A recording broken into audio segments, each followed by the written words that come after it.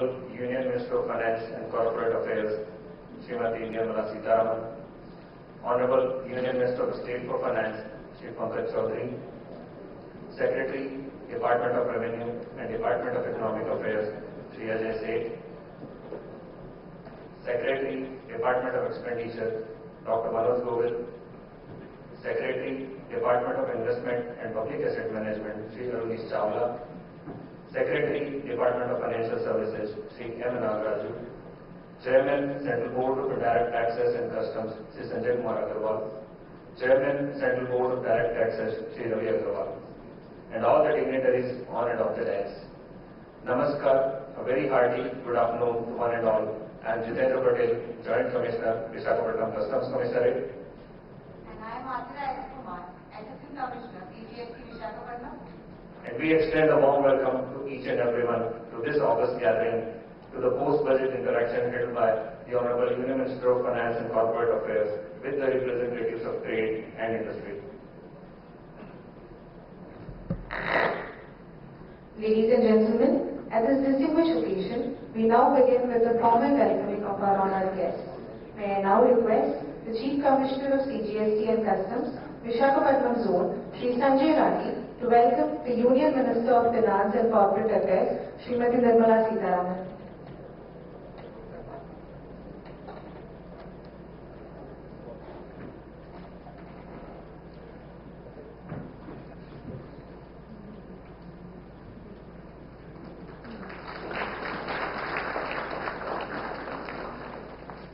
May I now request, sir, to welcome the Honorable Union Minister of State for Finance, Shri Pankaj Chaudhary.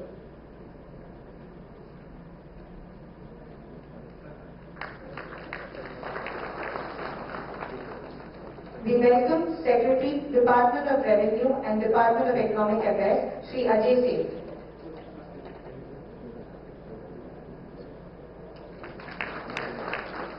We welcome Secretary, Department of Investment and Public Asset Management, Shri Arunish Chawla.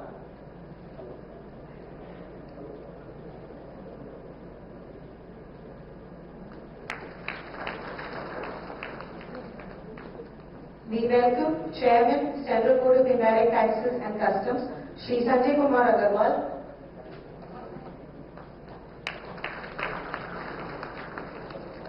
We welcome Secretary, Department of Expenditure, Dr. Manoj Govil.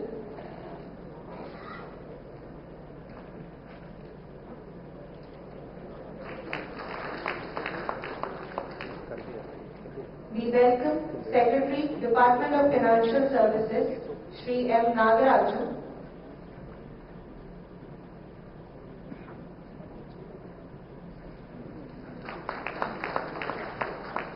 We welcome Chairman, Central Board of Direct Taxes, Shri Ravi Agarwal.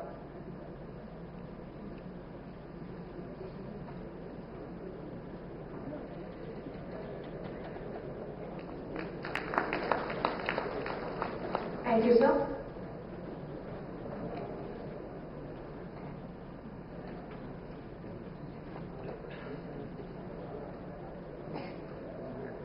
The lighting of lamp is a time-honored tradition that signifies the arrival of knowledge, wisdom and prosperity. To start off an auspicious note, we will now have the lamp lighting ceremony. May I now request the Honorable Union Minister of Finance and Corporate Affairs, the Union Minister of State for Finance and the dignitaries on the dais to light the ceremonial lamp.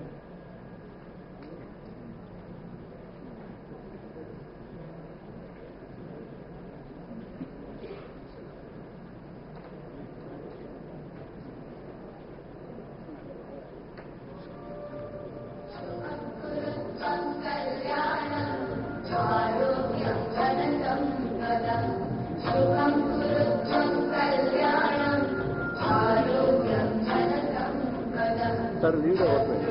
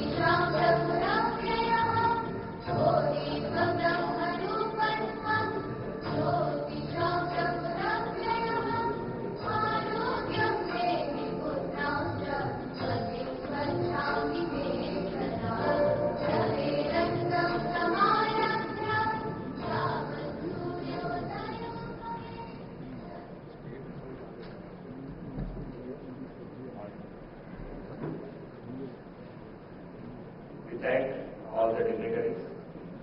Now I request Ms. Anusha Wari to take the proceedings forward. Thank you. Good morning, ladies and gentlemen. Namaste, ma'am. Andarki namaskaram.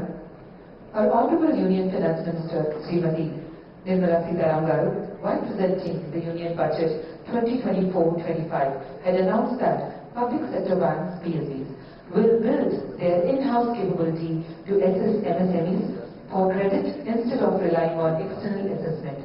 The PSBs will develop a new credit assessment model based on the scoring of digital footprints of MSMEs in the economy.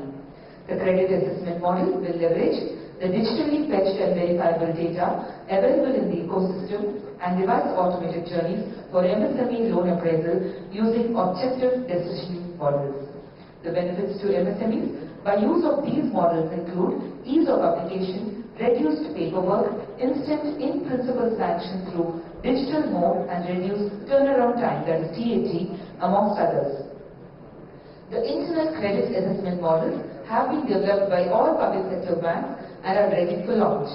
It's our proud privilege to have the august presence of our Honorable Finance Minister today to launch the initiative. May I now request our Honorable Finance Minister to launch the internal credit assessment model for the MSMEs by playing the video.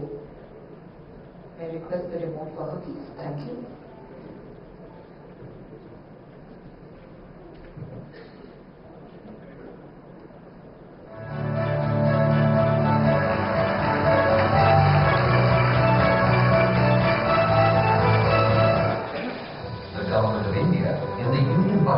Announced a significant step towards facilitating credit for MSMEs. New assessment model for MSME credit. Public sector banks will build their own in-house capability to assess MSMEs for credit instead of relying on external assessment. Timely loan approvals are a key driver of business expansion and success. Now, here comes a solution that's faster, smarter, and more innovative for MSME financing. Introducing the automated internal MSME credit assessment model, a revolutionary step towards transforming business financing. This automated credit assessment system for MSMEs makes the process simple and faster. It uses digitally fetched data points with the consent of borrower, including bureau reports, GST returns, ITR filings, bank statements, and demographic data. Applications can be conveniently made through the Jump Smart portals or individual bank websites, providing flexibility and ease of access. Integrated with credit guarantee schemes, making financing more accessible. With the automated internal MSME credit assessment model, an initiative to empower the entrepreneurial spirit of the MSMEs and unlock their growth potential. Thank you so much, ma'am. It was also announced in the Union Budget 2024-25 that Small Industries Development Bank of India, SIDBI, shall open 24 new branches by the end of this financial year, expanding its service coverage to 168 out of 242 major MSME clusters. In compliance with the budget announcement, SIDBI has already opened 24 new branches across the country in the current financial year. To further expand its outreach and facilitate easy access of credit to MSMEs, SIDBI is opening 2 new branches in Andhra Pradesh today, that is at Kakinada and Rajamahendravaram. This could take the new branches opened by SIDBI in this financial year to 26.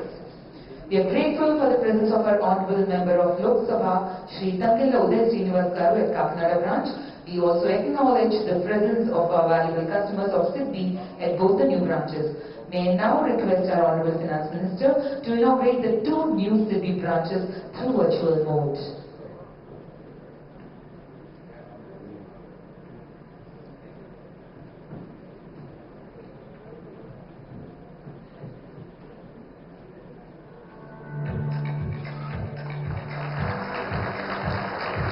Across India, SIDBI, the Small Industries Development Bank of India, has been empowering MSMEs, startups and entrepreneurs, strengthening the backbone of the nation's economy. by presenting the Union Budget 2024-25, Honorable Union Minister for Finance and Corporate Affairs, Srimati Nirmala Sitharaman, announced about the expansion of branch network of SIDBI in the next 3 years for comprehensive cluster coverage. Today, Honorable Union Minister Srimati Nirmala Sitharaman is inaugurating 2 branches of SIDBI and Raja Mahindrapur and Kakinada in Andhra Pradesh, taking the 2 branches over in this financial year to 26. In the state of Andhra Pradesh, SIDBI has its branches at Vishakapatnam, Vijayawada, Devarapalle, Nellore and Vishakapatnam.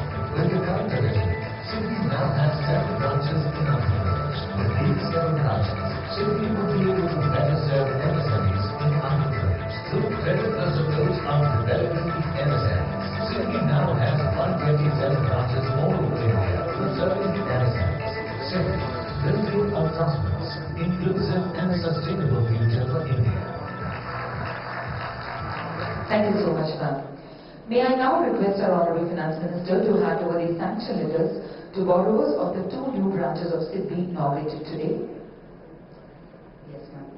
I also request the Minister of State for Finance, Government of India, Shri Pankaj Chaudhary Garu, our Honorable Minister of Finance, Government of Andhra Pradesh, Shri Payola Keshav Garu, and Secretary DFS, Shri M. Nagaraj Garu to kindly join in.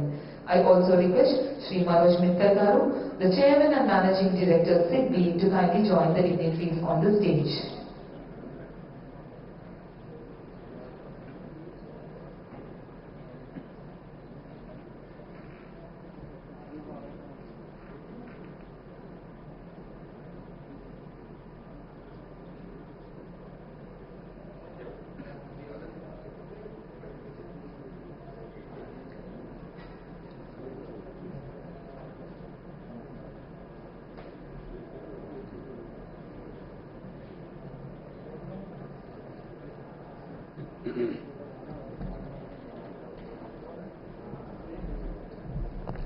I now request Shri Kotta Subramanian Garu, proprietor of Sri Lakshmi Ganpati Engineering Works, MSME customer of the newly opened Kakinada branch SIDBI, to come on the stage for collecting the sanction letter for loan amount of rupees 1.75 crores.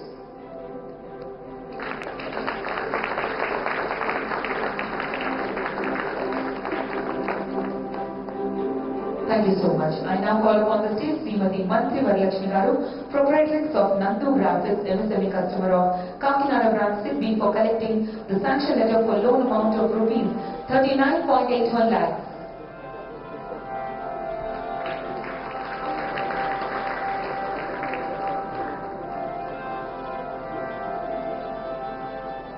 Thank you so much. I now call upon the stage Srimati Nepipudi Swarnalata Garu, Managing Director of Swarna Karuna Princeton Rubber Industries Private Limited, MSME customer of the newly opened Rajamahendravaram branch of SIDBI, for collecting the sanction letter for loan amount of rupees 1.5 crores.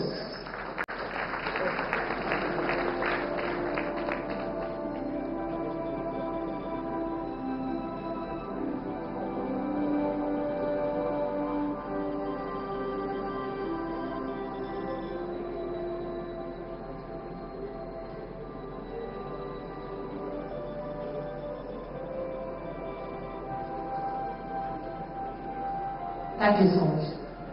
I now call upon the stage Shri Dukkina Neela Krishna Garu, partner of Dolphins Aqua Products, MSME customer of Rajamahendravaram branch of SIDBI, for collecting sanction letter for loan amount of rupees 99.7 lakhs.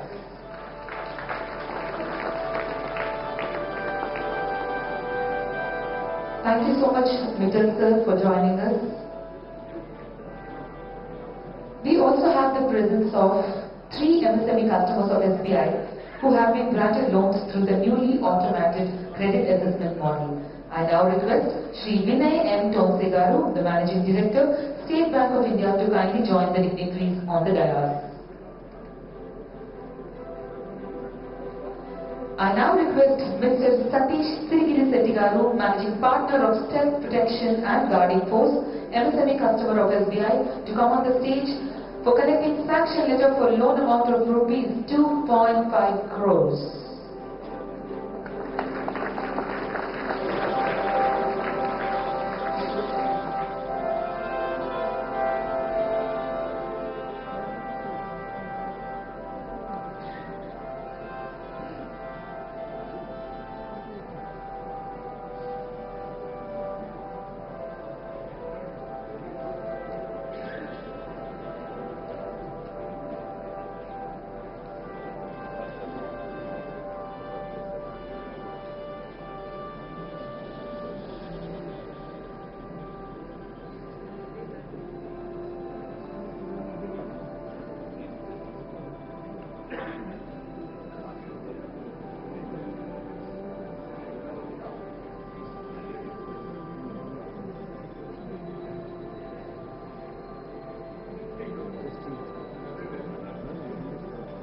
Thank you so much, sir.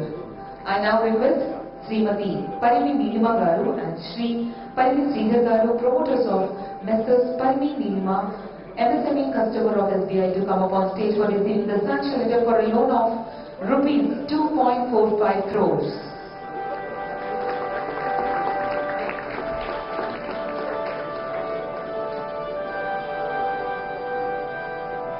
Thank you so much, Nidhi. I now request Shri Ritesh Jain Garu, Managing Partner of Messrs. Vardhaman Sales, MSME customer of SBI, to come up on stage for receiving sanction letter for loan of rupees 68 lakhs.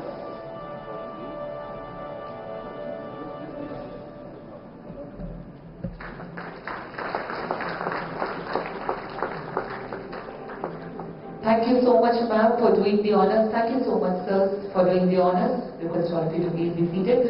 Thank you so much. Now I would request Ms. Athira S. Kumar to take over for continuing the proceedings. Thank you.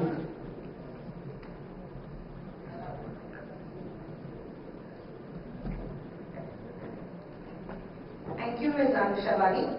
I now invite the Honorable Minister of State for Finance, Shri Pankaj Chaudhary, to address the gathering.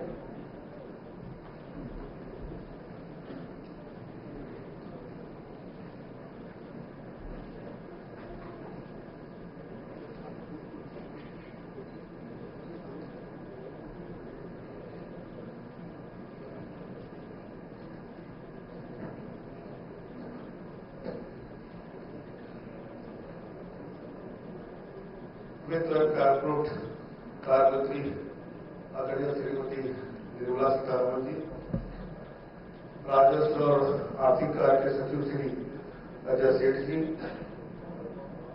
व्यय सचिव श्री मनोज गोविल जी, FS सचिव Shri M Nagaraju जी,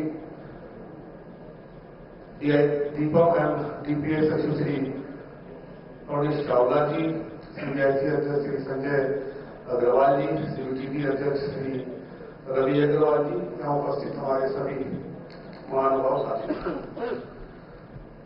माननीय प्रधानमंत्री जी के नेतृत्व में वित्त मंत्री जी का ये 8वां बजट था।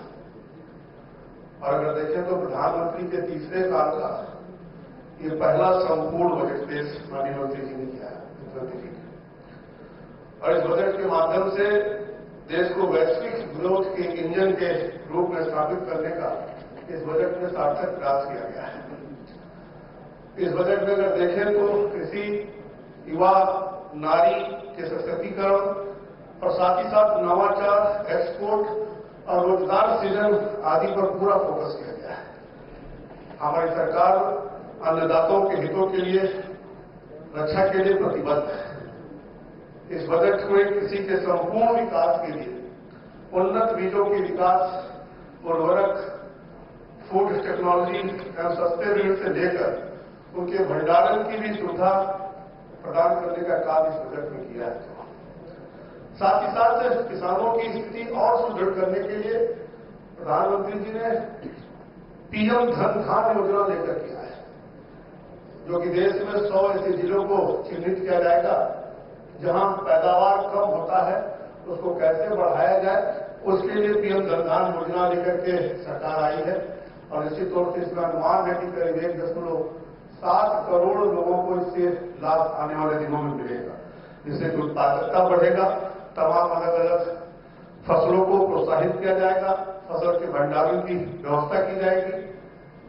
साथियों, ये देश कहीं ना कहीं किसानों का देश है। और अगर देखें तो आज भी हमें दाल इंपोर्ट करना पड़ता है। उसको देखते हुए कि दाल का पैदावार कैसे बढ़े, उसके लिए प्रधानमंत्री जी ने पल्स मिशन लेकर के हम आए हैं, ताकि पल्स के दाल के ऊपर हम आत्मनिर्भर हो सके। उसकी व्यवस्था हमारी सरकार इस बजट में निश्चित तौर से वित्त मंत्री जी ने करने का काम किया है। कपास का भी उत्पादन बढ़े, उसके लिए 5 वर्षीय मिशन हम लेकर के आए हैं। मखाना बोर्ड का भी निर्माण की व्यवस्था इस बजट में की गई है। वहीं पर देखिए, राष्ट्रीय स्तर के फूड टेक्नोलॉजी का भी संस्थान की भी स्थापना की जाएगी। और साथ ही साथ देश में यूरिया आज भी हम इंपोर्ट करते हैं। 2014 से जब से देश के यशस्वी प्रधानमंत्री नरेंद्र मोदी जी बने हैं, जो आत्मनिर्भर भारत का उनका नारा है, उसके आधार पर जो हमारी बीमार मिलें पड़ी, उनको भी चलाने का काम किया गया, चाहे गोरखपुर का मिल हो, चाहे वो झारखंड का मिल हो।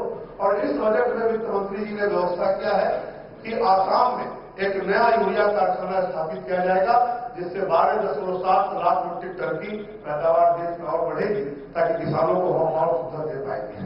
उच्च पैदावार करने वाले बीजों के लिए भी विकास पर बल दिया जा रहा है। किसान क्रेडिट जो पहले 3 लाख का सीमा होता था, अब आगे और किसानों को सुविधा मिले, उसके लिए इस बजट में 5 लाख तक का क्रेडिट का काम किया गया है। माननीय प्रधानमंत्री जी का नेतृत्व में अगर देखें तो सरकार का पूंजीगत व्यय इंफ्रास्ट्रक्चर पर शुरू से लगातार उस पर फोकस रहा है। कोविड काल के आने के बाद भी अगर देखें तो लगातार पिछले सालों में देखेंगे कि इंफ्रास्ट्रक्चर पर बजट सरकार बढ़ाती जा रही है। और चाहे वो रेल हो, चाहे रोड हो, चाहे पोर्ट हो, चाहे एयरपोर्ट हो, चाहे ग्रामीण सड़कें हो, उसी चीजों को बढ़ावा देने के लिए उसी ट्रेंड पर इस बजट में भी कहीं ना कहीं बजट की व्यवस्था किया गया है, जो 11.2 लाख करोड़ इंफ्रास्ट्रक्चर पे बजट रखा गया है। क्योंकि प्रधानमंत्री का मानना है कि जब तक विश्व स्तरीय इंफ्रास्ट्रक्चर न केवल घरेलू निवेश को बढ़ावा देता है, बल्कि विदेशी निवेश को भी आकर्षित करता है। इस बजट में परिवहन के आधुनिकीकरण, शहरी इंफ्रास्ट्रक्चर में सुधार और डिजिटल कनेक्टिविटी को बढ़ाने पर फोकस किया गया है। इस बजट के माध्यम से शहरों को डेवलपमेंट हब के रूप में सुविधा देने और शहरी जीवन स्थितियों में सुधार के लिए 1 लाख करोड़ का रुपए का अर्बन चैलेंज फंड बनाया गया है, ताकि गांव में और सुविधा दिया जा सके। पीएम स्वनिधि प्रधानमंत्री जी की जो चिंता होती है कि अंतिम व्यक्ति भी चिंता करते हैं, जो हमारे स्ट्रीट वेंडर थे उनके लिए स्वनिधि योजना लेकर के प्रधानमंत्री जी पहले आए थे, जिससे आज लगभग 68 लाख लोगों को लाभ उसका मिल रहा है। उसकी सफलता को देख करते हुए इस बजट में उसकी सीमा और बढ़ा करके वित्त मंत्री जी ने 30,000 रुपये तक किया है। और साथ ही साथ यूपीआई लिंक क्रेडिट कार्ड के माध्यम से अब वो प्राप्त कर सकते हैं, ताकि उनको जहां आवश्यकता हो, जब वो चाहे पैसा वहां पर आवश्यकता अनुसार लाभ ले सकते हैं उनको। साथ ही जैसा कि माननीय वित्त मंत्री जी ने अपने बजट स्पीच में यह स्पष्ट किया था कि ग्रामीण विकास के लिए ऐसी योजनाएं सुनिश्चित की जा रही हैं कि जिससे गांव से शहरों की ओर पलायन का ऑप्शन तो हो, न कि उसकी आवश्यकता हो। इसलिए उस बजट में उसकी भी व्यवस्था की गई है। माननीय प्रधानमंत्री जी का लक्ष्य है कि 2047 में भारत को विकसित राष्ट्र बनाना है। और विकसित राष्ट्र बनाने के विजन जो प्रधानमंत्री जी का है, क्योंकि देश की आधी आबादी हमारी माताओं बहनों का है। प्रधानमंत्री जी का लक्ष्य है कि 70% महिलाएं कम से कम देश में महिलाएं आर्थिक गतिविधियों में शामिल हों।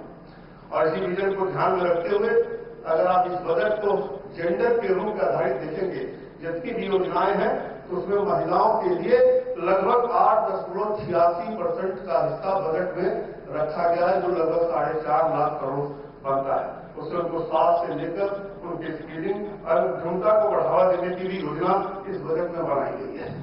पहली बार महिला उद्यमियों को 2 करोड़ तक का लोन की योजना इस बजट में लाई गई है।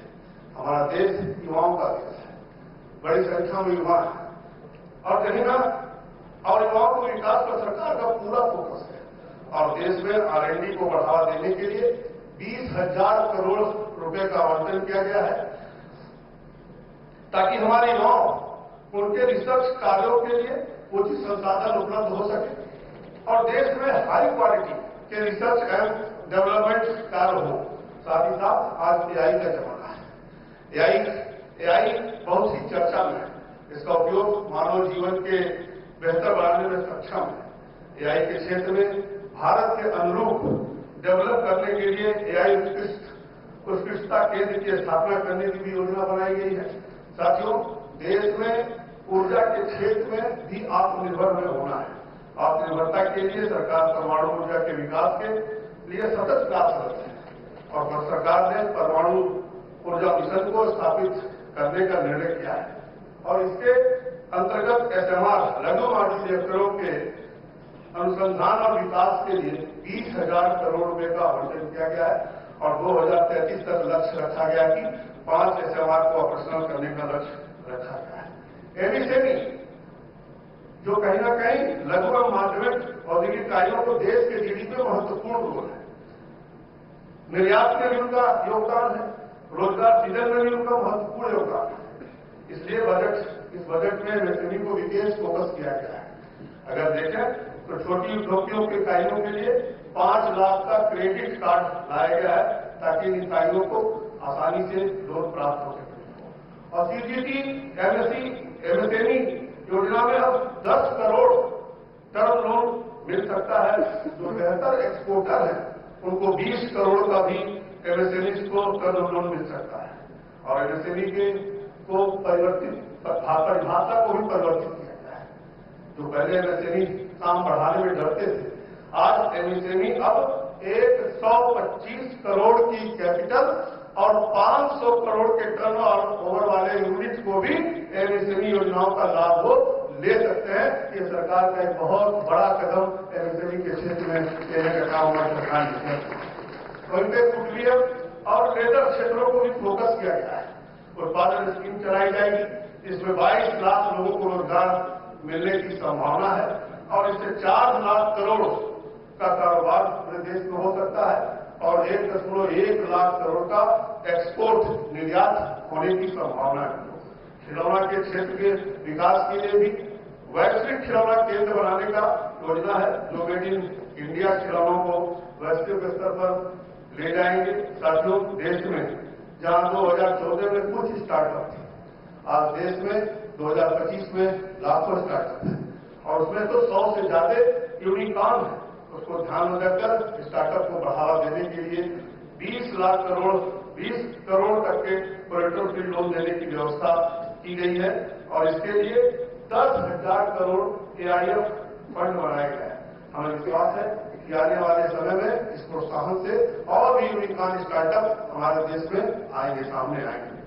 माननीय प्रधानमंत्री जी के नेतृत्व वाली सरकार हमेशा व्यापार में सुगमता को बढ़ावा देने में विश्वास करती है और इस उद्देश्य के लिए नियामक सुधारों के लिए एक उच्च स्तरीय समिति का गठन किया जाएगा, जो व्यापार करने में सुविधा बढ़ाने के लिए और गैर वित्तीय क्षेत्र नियमों, प्रमाणन, लाइसेंस और अनुमतियों को समीक्षा करेगी और उच्च स्तरीय समिति का उद्देश्य विश्वास आधारित आर्थिक शासन को मजबूत करना होगा। साथियों, मध्यम वर्ग के लिए तो ये बजट उनकी आकांक्षाओं से भी ऊपर रहा है। आज हम भी जहां पर देश में भ्रमण करते जाते तो सबसे ज्यादा 12 लाख छूट की ही बात होती है। लेकिन मित्रों, मैं गर्व से कह सकता हूं कि इतनी हिम्मत और आत्मविश्वास इस सरकार में ही है कि 1 लाख करोड़ का रेवेन्यू फॉरगो करके भी देश के मध्यम वर्ग की आकांक्षाओं पे खरा उतरने का प्रयास हमारी सरकार ने किया है। 2045 के विकसित भारत के लक्ष्य को प्राप्त करने के लिए आवश्यक है कि हर वर्ग और हर क्षेत्र संपूर्ण हो, चाहे वो कृषि का क्षेत्र हो, चाहे शिक्षा का क्षेत्र हो, चाहे स्वास्थ्य का क्षेत्र हो, चाहे ट्रांसपोर्ट का क्षेत्र हो, चाहे R&D आदि में भी बेहतर से बेहतर हमें करना है। युवाओं की स्किलिंग करने, उनको रोजगार के अवसर प्रदान करना, महिलाओं के स्वास्थ्य की चिंता करते हुए उनमें उद्यमता को बढ़ावा देना, अन्नदाताओं की उच्च क्वालिटी की बीज उपलब्ध कराने से लेकर उनके उत्पादन का उचित मूल्य दिलाना, सभी हितों को एक साथ साधना है और इन सब के लिए 2025-26 के बजट में प्रावधान है। और इस प्रकार से अगर 25-26 का आम बजट देखें तो 2047 के विकसित भारत का रोड मैप है। लेकिन बात इतनी आसान नहीं है, बल्कि आसान बनानी है हम सबको मिलकर। मुझे पूरा विश्वास है कि हम सब मिलकर 2047 में तो प्रधानमंत्री जी का लक्ष्य है कि 2047 में विकसित भारत बनाना है, उस लक्ष्य को अवश्य प्राप्त करेंगे। जय हिंद, जय Bharat.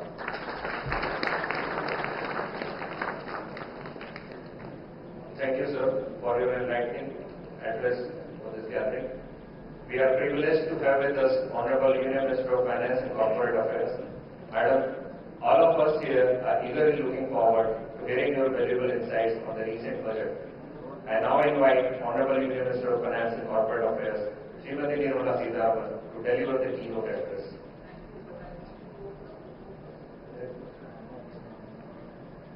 I request NC Judge, the Principal Commissioner of Customs, to kindly come up on the dais to moderate the question and answer session. Thank you.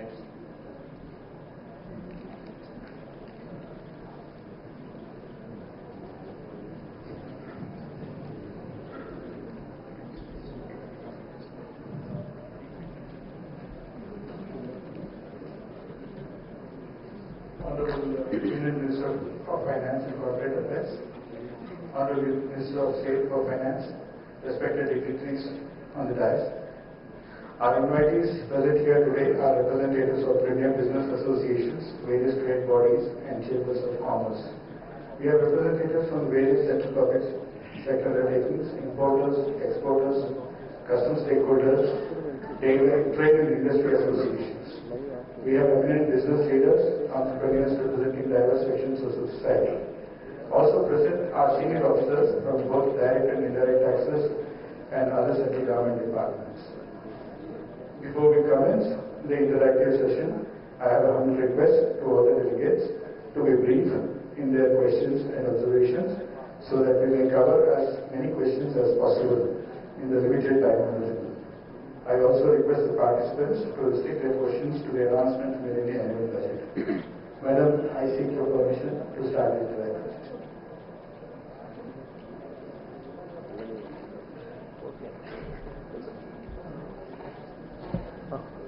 I invite the first question from Mr. Prasar, Treasurer, Prasar Bharati, APU.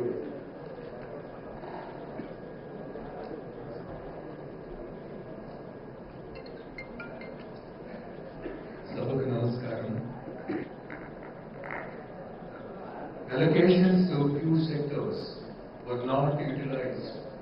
For example, in the last year budget for MSMEs, rupees 22,000 crores was allotted and rupees 5,000 crores were not spent. There may be a possibility for a repeat scenario this year too. Therefore, I request Honorable Finance Minister to add the same funds to this year allocation and ensure 100% utilization. Thank you. Next question. Then I invite Mr. N. Sudeep, Director, AP Chambers, for the next question.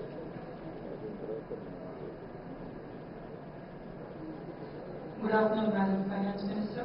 Good afternoon, Honorable Union Minister of State and Finance, dignitaries of the Finance Department. Madam, I think it's the first time ever that literally the entire Finance Ministry, from youth officers, have graced the city of Vishakapatnam. It's a very proud moment for us. I'm Sudhir Mulgada, an exporter and the next Vice President of Andhra Pradesh Chamber of Commerce and Industry. Madam, toy industry, Shilona, Minister of State, it's a $300 billion industry worldwide, expected to grow to $500 billion by 2032. And India is at just $1.5 billion, hardly 0.6% of the global volume, madam. I think we thank you for identifying such a niche sector wherein there is an enormous potential of growth, because you in your budget have announced that there will be a new system. The government will be launching a new scheme to boost the toy manufacturing ecosystem. Yes, but there were no specifics, madam. We did not have a financial outlay, neither were the incentives clearly elaborated in your budget. So what we would request, madam, is to provide such an incentive scheme, wherein, India would be a major player, considering almost 25% of the youth below 12 years are Indian children. So there's an inherent market, and I'm sure that being a global player. And also we request you, Madam Finance Minister, to identify the state of AP for a plant wherein, we have the toy sector industry here, madam. Thank you very much.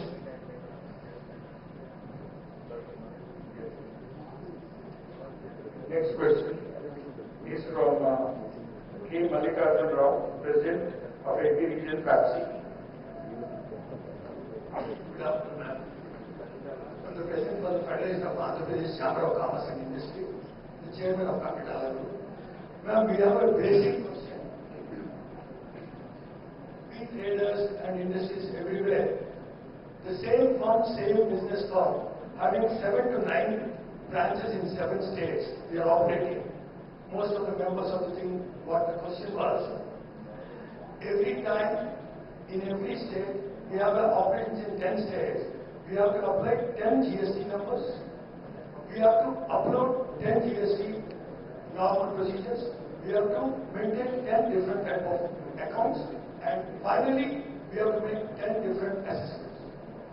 So, like a PAN number, if it can be, we don't know what is the practicalities the government has.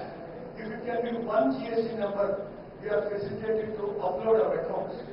There will be a lot of finance expenses incurred in this, a lot of litigation because of the errors committed in, filing the things.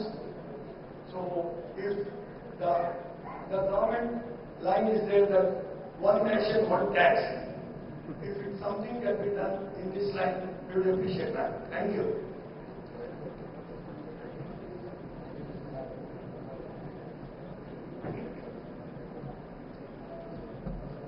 Regarding registration, GST registration in various states, I would like to point out that GST is destination-based tax, and the tax which is paid in the originating state has to flow to the destination state. That's why the provision of IGST has been made, and in the destination state, the credit of IGST is taken, which can be used for making payment of SGST or CGST.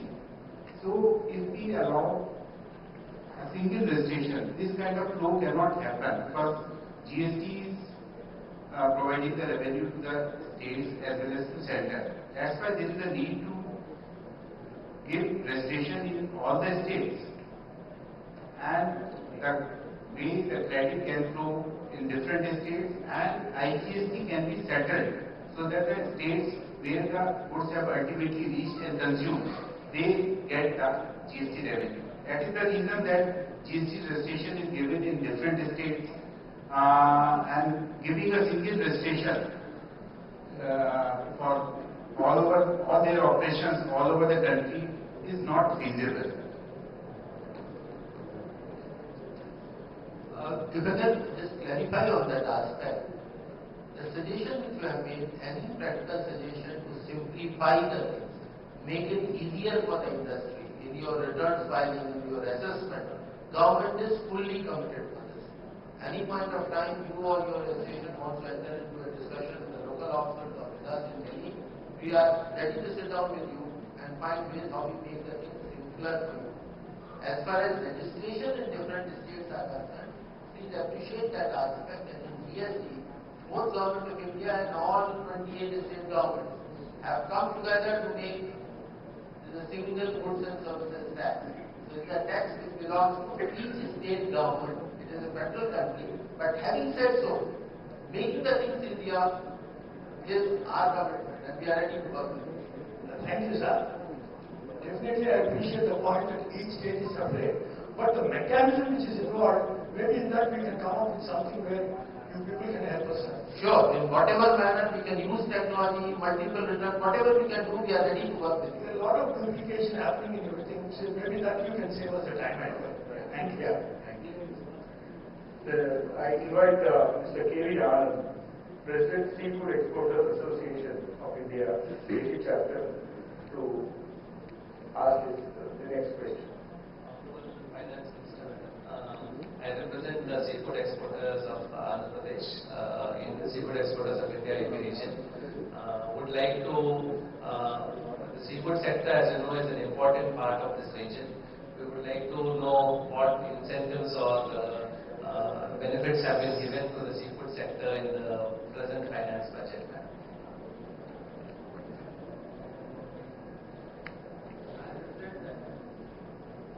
Seafood export, especially the shrimp export, is a very, very important activity in this region, and there are a number of initiatives which Honorable Finance Minister has announced.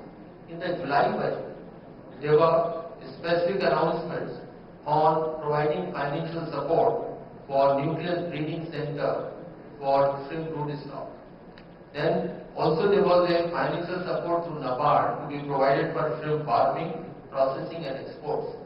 Following on this budget, on 1st February, Honorable Finance Minister has announced reduction in duties on frozen fish paste, surmi, then fish hydrosalate, and also on fish meal for manufacturing of fish seeds.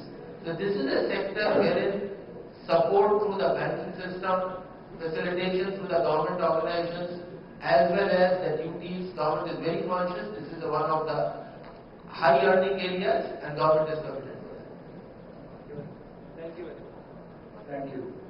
The next question, I invite GB and Hari, Chartered Accountant. Honorable Finance Minister Madam, the tax rebate on income up to rupees 12 lakhs is a great relief for taxpayers, especially the middle class.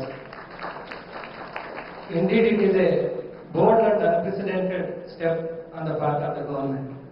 However, Madam, those earning just about rupees 12 lakhs face a sharp jump in the tax liability.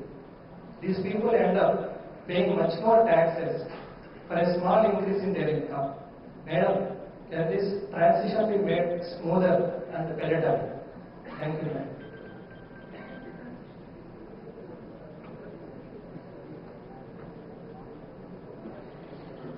Well, we would appreciate that there are two concepts in this structure.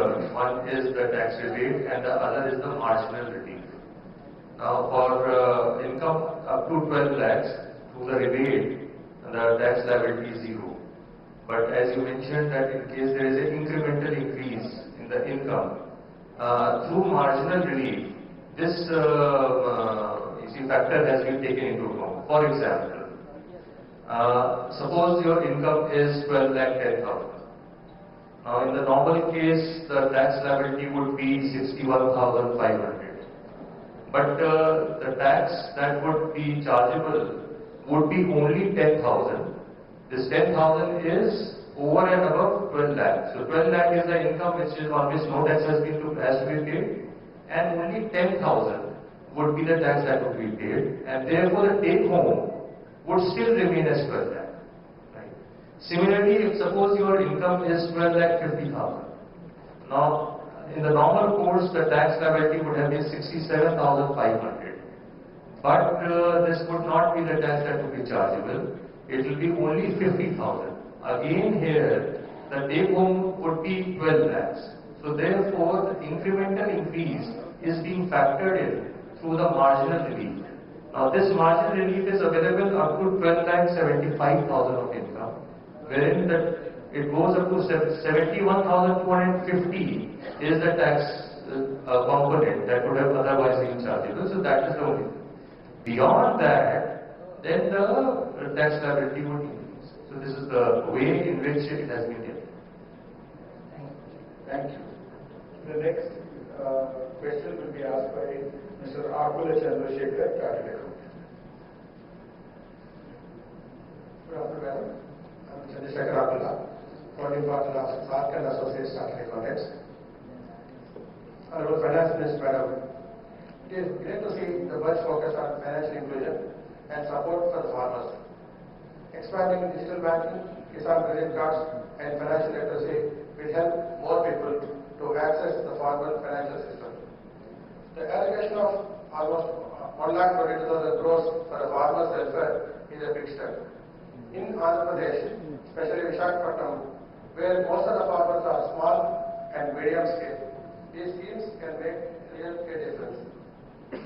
But madam, timely access to credit is a key. How the government is ensuring that farmers get the support when they actually need it?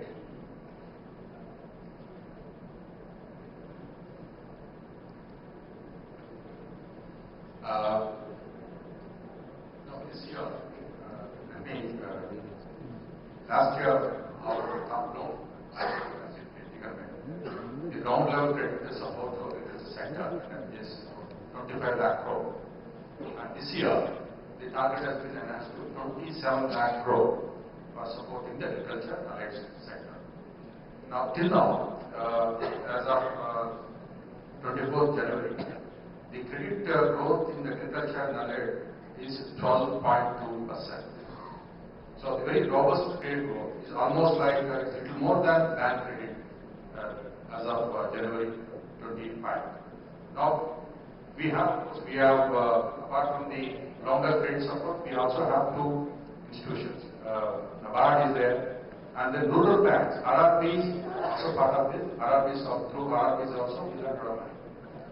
The government is of course very committed. We have separate schemes announced in the budget, during this budget, as well as the budget of July 24. Right. Thank you. Now I invite Dr. S. Prasar, President MSME Units of VASSIWA.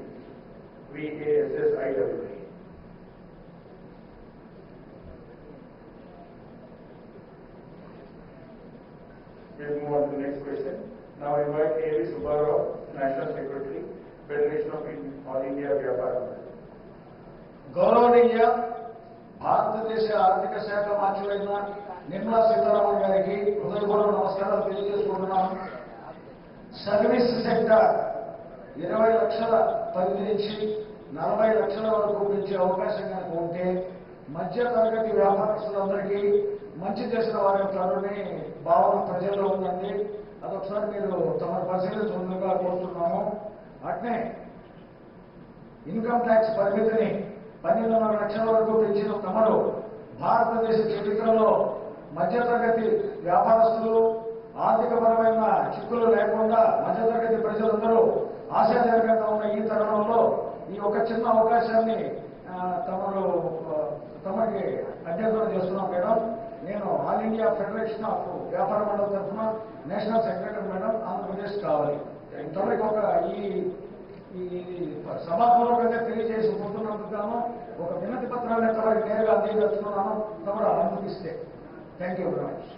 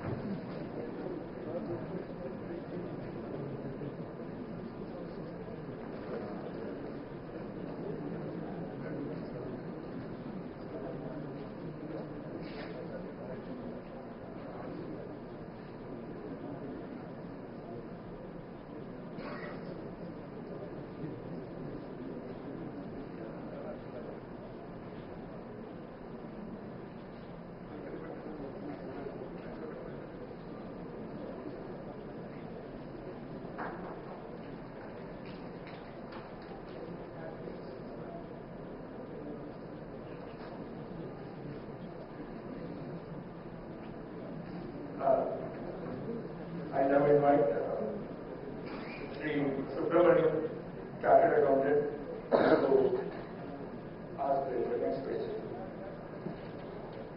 Very good afternoon, and good afternoon to all the dignitaries. Madam, my question is like this. Managing prices, madam, is very important to ensure that essential foods remain affordable to everyone. Madam, having said this, I would say inflation is a very challenging issue for families with limited income.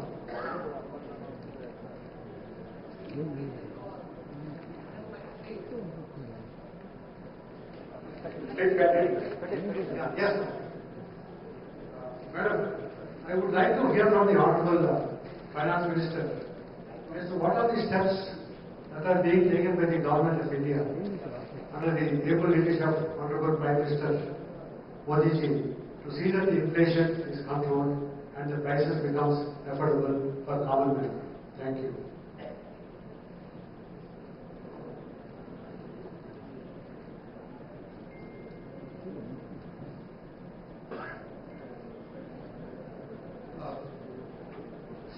Inflation control and moderating the prices especially on food items, very extensive monitoring happens, and whenever prices of any commodities, be it oil seeds or edible oil or pulses, and where the three areas are there, and then vegetables and fruits. As far as pulses are concerned, Government of India does have a buffer stock, releases the stock periodically whenever the prices go up, or has suitable adjustment in the import duties whenever the prices are high. Similarly, on edible oils, custom duties are carried, there is no buffer stock is maintained, but custom duties are reduced wherever the prices go up. Now, vegetable and fruits are something, these are perishable items. In the previous budget and in this budget, Honorable Finance Minister has announced comprehensive schemes so that vegetables and fruits, especially vegetables, can be grown closer to the large consumption centers. This scheme is being worked out. A scheme is already under implementation and a much better scheme is being worked out so that from farm to households, with the organization of the farmers, to cooperatives, to farmer producer organizations, supply chains can be improved so that the prices can come down. On a food inflation, all possible supply side measures are being taken. Thank you. Thank you, sir. And now I invite Vice Sudhir Chandra Rao, Chartered Accountant, to ask this question. Good evening to all the dignitaries and Honorable Finance Minister Madam. I am practicing Chartered Accountant for the last 40 years in Vishakapatnam. The gradual shift towards the new tax regime under Section 115BAC of the New Tax Act 1961 is one of the most transformative and simplification-driven reforms in India's income tax framework, akin to the proverbial honeybee extracting nectar without stinging.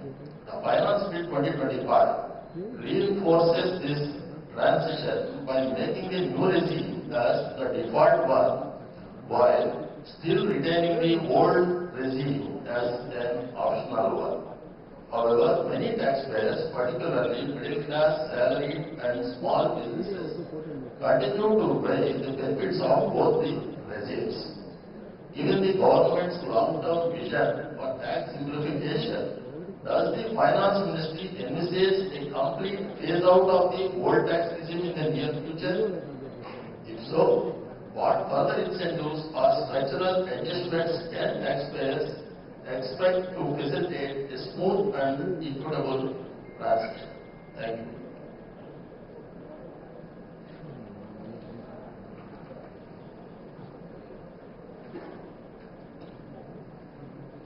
As you very rightly said that the new tax regime is basically a big step of the government towards simplification of the taxes and the tax structure.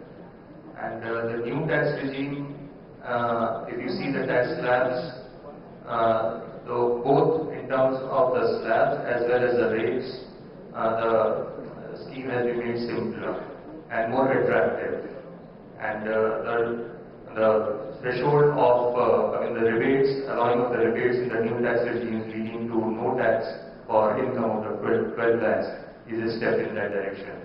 Now to have a simplified tax law, the deductions and the exemptions have to be minimized. And this is the basic theme behind which one is moving towards. We have actually come up with this new tax regime. And a lot of taxpayers, most of the taxpayers have now shifted to the new tax regime on their own. So there's at present both the new and the old tax regimes are there, both are working. And some taxpayers, a small percentage of the taxpayers are still in the old tax regime. We believe that with this 12 lakhs and with the proposals in the new tax bill, this would people would further opt for the new tax regime as such. So as of date, both the tax regime would work, and I think it would be basically the option of the taxpayer. Now the taxpayer sees merit in shifting to the new tax regime, and we feel that going forward for the next assessment year, most of the taxpayers, more than 95% of the taxpayers, 97% of the taxpayers would actually come to the new tax regime on their own. Thank you. Thank you, sir. I invite the next question from Sri KVS Verma, President, BSP, Special Economic Zone. Honorable Finance Minister Madam, the Make in India initiative has given a huge boost to the manufacturing and exports, transforming India into a global powerhouse for manufacturing. Unfortunately, Madam, today you see in the news this global trade is becoming more and more complex because of the trade restrictions, tariff wars, trade barriers, and other supply chain decisions. Madam, now the exporters from Vishakapatnam are getting anxious because these factors will affect our global competitiveness and market access. Madam, how is the government planning to support the exporters in expanding their reach in the global markets? Thank you.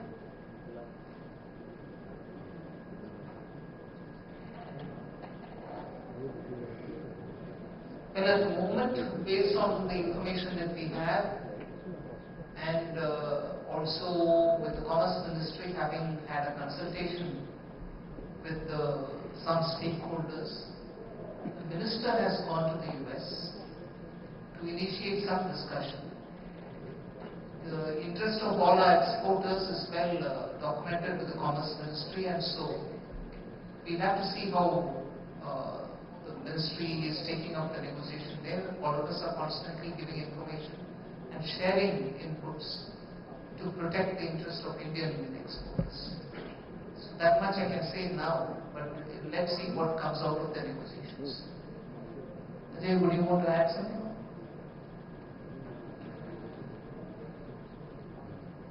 What others do, we have little control on that. But we have to build our own strength, as Honorable Finance Minister Budget speech has identified, export as one of the core engines for our economy. He has also announced an export promotion mission.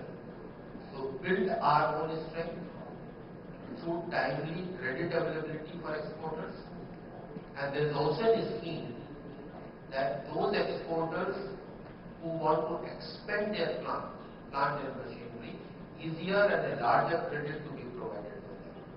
Plus, how do we cut down on our procedures, regulations, process, so that all your energies are on producing and supplying, rather than complying with the laws here and filing reports, etc. So that can be reduced. Third element, 2 budgets back, something called Unified Logistic Improvement Platform was launched. It is sort of maturing now.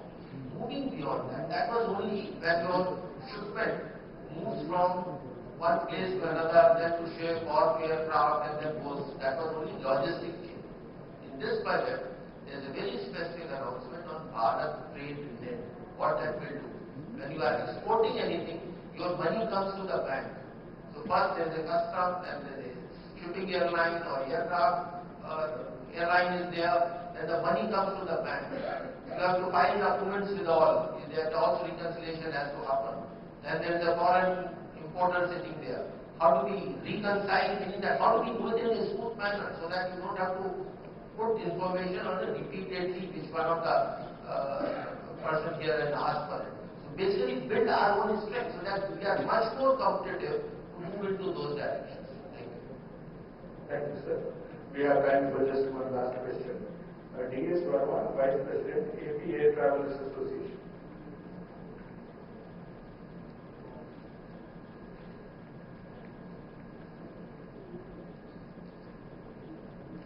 Good afternoon, I'm D.S. Verma, Vice President of the Air Travelers Association. Thanks for being mentioned in the Union Budget saying that government will facilitate upgradation of infra and warehousing for air cargo, including high-value, perishable horticulture produce. In Andhra Pradesh, we do not have even one airport with multi-temperature air cargo facility to promote such exports. We will be happy to understand if there are plans to ensure airports in Tier 2 and Tier 3 cities by allocating funds to boost multi-temperature control zones in Andhra Pradesh airports.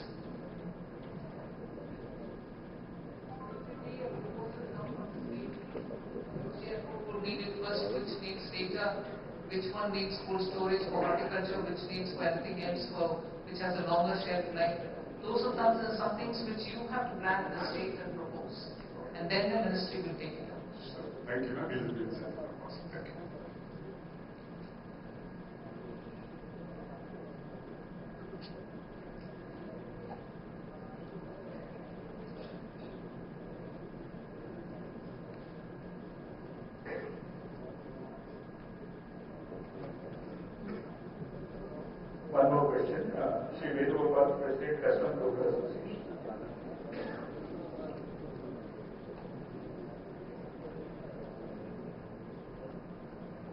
Respected Honorable Finance Minister Ma'am, I am President of Vishakapatnam Customs Local Association. My point pertains to a new section 18A, ma'am, proposed in the Customs Act relating to the facility of self-correction of import or export declarations after clearance of goods from customs.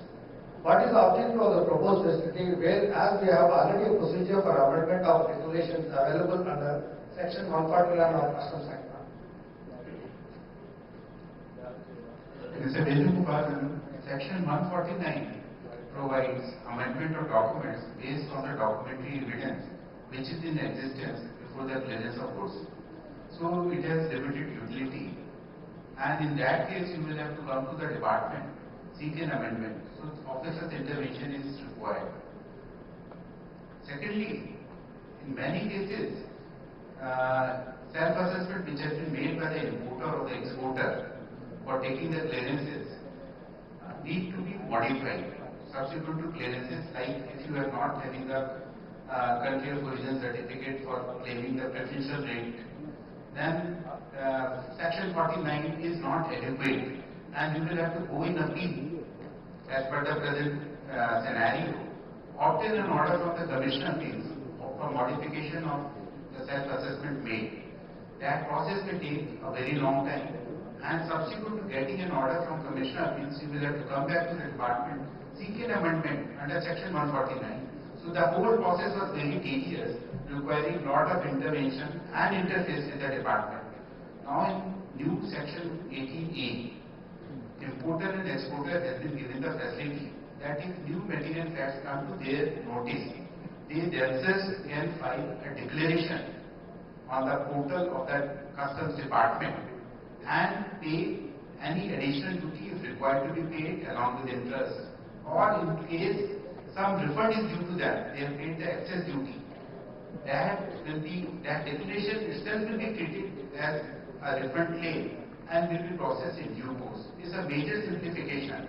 It cuts down the cost. It makes India more competitive, and as in case of say exporters also, because they many times are importing the material for production of export goods. So it is making India competitive in the global market. Thank you. Thank you, sir. We have time, some more time, so I invite now G. Samaseva, President, VSP Steamrollers Association, to ask questions. Respected Finance Minister Nirmala Sitharaman, we are very much thankful to you, ma'am, for bringing your entire team to Vishakapatnam. We are so thankful to you, ma'am. The last budget, ma'am, our government, we have sanctioned about 86,000 crores for Narega program for work with the rural people. Whereas many other people in the cities also, they want to come for entrepreneurship side. They want to go for many startups and micro and small sector people. They want to come and they want to do the business. So if the government can support them initially 1 or 2 years, yes and PF from the government side, it will be more helpful for them and possible can be support for the entrepreneurs, for the micro, small and startups. That's what I was saying. As far as micro, small, which is the focus of your question, there is no difference whether the unit is located in rural area or is located in urban area. All units are treated equally. Anyway, rather further moving from there, how to enhance credit for them. Previous budget has announcement and this budget has 5 announcements from them. How to make it easier credit for them. And today we saw the launch of 2 schemes wherein SIDBI is opening branches in the clusters. Banks are developing, public sector banks are developing their own credit assessment.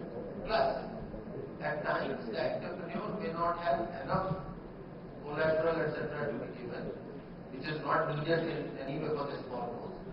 Their government, through the corporation mechanism, credit guarantee mechanism, provides for guarantee for part of the loan.